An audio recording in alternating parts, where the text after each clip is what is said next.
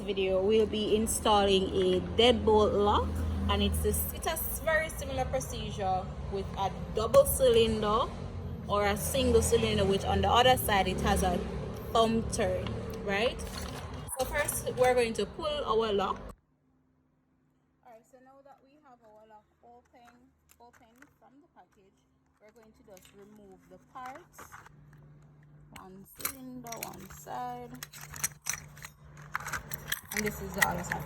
It's very important, the side with the screws, whether it's a double or a single cylinder, should be on the inside of the door or inside of the building or anywhere that is considered to be the inside.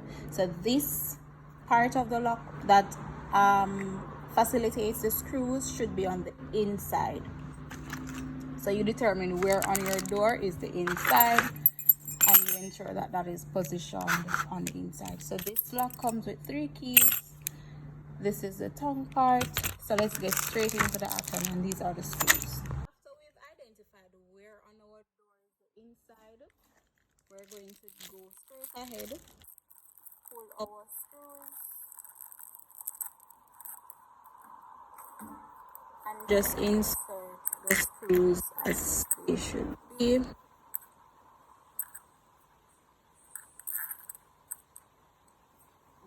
That. Here we have 2 sets of holes, as you can see here, just fitting it to show you, right? And you can see that they are lined up. However, on this you can see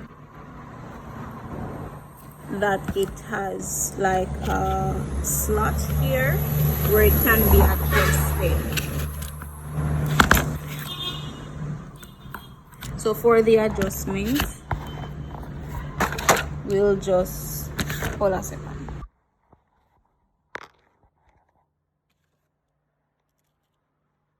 You get it extended. So right, and if you look closely, you can see that it shows where it should be placed up with both the arrow and the word up. Right, so we're going to go ahead. Alright,